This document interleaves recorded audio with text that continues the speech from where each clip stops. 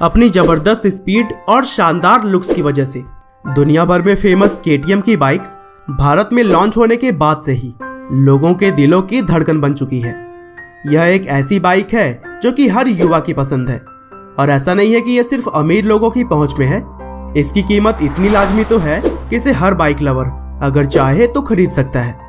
वैसे तो KTM ने भारत के बाजार में कुछ ही सालों पहले दस्तक दी है, लेकिन थोड़े समय में ही यह मोटरसाइकिल्स की दुनिया में शिखर पर पहुंच चुकी है और शायद ही कोई ऐसी बाइक होगी जिसे कि इतने कम समय में इतना प्यार मिला हो। और दोस्तों, KTM बेसिकली ऑस्ट्रिया की मोटरसाइकिल और स्पोर्ट्स कार बनाने वाली कंपनी है जो कि KTM इंडस्ट्रीज AG और बजाज ऑटो के द्वारा ऑपरेट की जाती है। दरअसल दोस्तों, KTM AG की स्थापना 1992 में हुई थी, लेकिन इस कंपनी की असल शुरुआत तो आज से कई सालों पहले 1934 में ही हो गई थी। आज के समय में KTM AG जो है वो KTM ग्रुप की पेरेंट कंपनी है। तो चलिए दोस्तों, KTM के पूरे सफर को अच्छे से समझने के लिए हम इस कहानी को शुरू से जानते हैं। तो दोस्तों, इस कहानी की शुरुआत होती है साल 1934 से, जब ऑस्ट्रिया के एक इंजीनियर जोहान ट्रंकनपोल्ज ने एक कार रिपेयरिंग के दुकान की शुरुआत की और फिर अगले 2 सालों में उन्होंने DKW ब्रांड की मोटरसाइकिल्स और ओपल कंपनी के कार्स बेचने भी शुरू कर दिए। उस टाइम उनकी दुकान का नाम क्राफ्टफर्जुक ट्रंकनपोल्ज मैटीगोफेन हुआ करता था, जिससे कि हम शॉर्ट में KTM भी कह सकते हैं। लेकिन आगे चलकर वर्ल्ड वार स्टार्ट हो गया और उस दौरान जोहान सेना में शामिल हो गए और फिर कुछ सालों तक घर के खर्चों को चलाने के लिए उनकी वाइफ ने ही पूरे बिजनेस को संभाला। लेकिन जब वर्ल्ड वार खत्म हुआ तो रिपेयरिंग के काम में बहुत मंदी आ गई और इसी दौरान ट्रंकनपोल्ज ने अपनी खुद की मोटरसाइकिल्स बनाने का फैसला किया और फिर उनकी पहली मोटरसाइकिल R100 का प्रोटोटाइप 1951 में बनाया गया। इस मोटरसाइकिल में रोटेक्स कंपनी का इंजन लगा था और इसके अलावा मोटरसाइकिल्स के ज्यादातर पार्ट्स को दुकान पर ही बनाया गया था। 2 साल तक जब मोटरसाइकिल की जांच पूरी तरीके से कर ली गई तो फिर 1953 में मोटरसाइकिल का प्रोडक्शन करना भी शुरू कर दिया गया। उस वक्त कंपनी में सिर्फ 20 एम्प्लॉयज काम किया करते थे, लेकिन एक दिलचस्प बात यह थी कि सिर्फ 20 लोगों के साथ भी कंपनी हर दिन करीब 3 नई बाइक्स बना लिया करती थी। हालांकि दोस्तों, अभी तक यह कंपनी रजिस्टर्ड नहीं की गई थी, लेकिन 1953 में अर्नेस्ट क्रॉनरिफ नाम के एक बिजनेसमैन ने कंपनी में इन्वेस्टमेंट किया।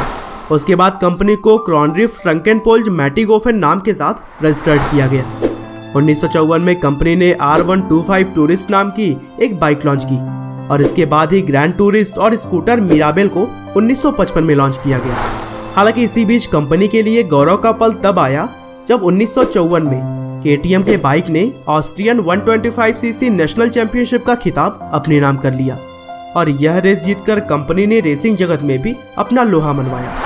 1957 में KTM की पहली स्पोर्ट्स बाइक आई जिसका नाम ट्रॉफी 125cc था। साथ ही इसी साल KTM का पहला मोपेड मेकी भी लॉन्च किया गया। आगे चलकर 60 के दशक के दौरान कंपनी ने साइकिल्स बनाना भी शुरू कर दिया, लेकिन इसी बीच कंपनी का बुरा दौर तब शुरू हो गया जब कंपनी के हिस्सेदार अर्नेस्ट क्रॉनरिफ की मृत्यु 1960 में हो गई और फिर 2 साल के बाद ही 1962 में हार्ट अटैक की वजह से कंपनी के फाउंडर जोहान ट्रंकनपोल्ज ने भी इस दुनिया को अलविदा कह दिया। और दोस्तों, यह दौर कंपनी के लिए बहुत ही बुरा साबित हो रहा था। अपने पिता की मृत्यु के बाद एरिस ट्रंकनपोल्ज ने कंपनी को मैनेज करने की जिम्मेदारी अपने सर पर उठाई और उन्होंने कंपनी को एक नए सोच के बलबूते आगे बढ़ाया। एरिस ट्रंकनपोल्ज के समय कंपनी ने काफी विकास किया और 1971 में इस कंपनी में काम करने वाले लोगों की संख्या 400 से भी ज्यादा हो चुकी थी। अपनी स्थापना के 40 साल के बाद KTM 42 अलग अलग तरह के मोटरसाइकिल्स के मॉडल बना रही थी और फिर 70 और 80 के दशक में मोटरसाइकिल्स बनाने के साथ साथ कंपनी ने मोटर्स और रेडिएटर्स बनाना भी शुरू कर दिया था। KTM के द्वारा बनाए गए रेडिएटर्स यूरोपियन कार मैन्युफैक्चरर्स को भेजे जाते थे, जो कि 80 के दशक में कंपनी के बिजनेस का एक अहम हिस्सा हुआ करता था। लेकिन इसी बीच कंपनी के द्वारा बनाए गए स्कूटर और मोपेड की डिमांड में काफी कमी आ गई और इसीलिए 1988 में इनका प्रोडक्शन बंद करने का फैसला किया गया और फिर अगले ही साल कंपनी के मालिक एरिस ट्रंकनपोल्ज की भी मृत्यु हो गई। अब धीरे धीरे कंपनी की आर्थिक स्थिति खराब होती चली गई। कंपनी कर्ज में पूरी तरह से डूब चुकी थी और फिर 1991 में कंपनी का मैनेजमेंट उन बैंक्स को दे दिया गया जिसके कि वे कर्जदार थे और फिर अगले साल 1992 में कंपनी को 4 अलग अलग हिस्सों में बांट दिया गया, जिसमें से KTM स्पोर्ट्स मोटरसाइकिल GmbH जो कि KTM का मोटरसाइकिल डिवीजन था, उसने मोटरसाइकिल के काम को आगे बढ़ाया और कंपनी के सबसे मशहूर बाइक ड्यूक मोटरसाइकिल सीरीज का प्रोडक्शन 1994 में शुरू किया। 1997 में कंपनी ने LC4 सुपर मोटो और एडवेंचर बाइक्स की शुरुआत की और फिर आगे चलकर 2007 में Indian motorcycle manufacturer Bajaj auto ने KTM के 14.5% शेयर को खरीद लिया और फिर 2013 आते आते बजाज ऑटो के पास कंपनी की 47.97% की हिस्सेदारी हो चुकी थी। 2012 में KTM स्पोर्ट मोटरसाइकिल GmbH का नाम बदलकर KTM AG कर दिया गया और 2015 आते आते कंपनी का टर्नओवर 1 बिलियन यूरो को छू गया। साथ ही इस कंपनी में काम करने वाले लोगों की संख्या 2515 पहुंच चुकी थी। और दोस्तों KTM की आजकल की फेमस बाइक KTM 200 ड्यूक को महाराष्ट्र के चाकड़ में बजाज ऑटो के प्लांट में बनाया जाता है। तो दोस्तों यह थी KTM कंपनी की कहानी, जिसने कि अपनी ड्यूरेशन में काफ़ी सारे उतार चढ़ाव देखे, लेकिन इसने आज भी मोटरसाइकिल जगत में अपने नाम को बरकरार रखा है।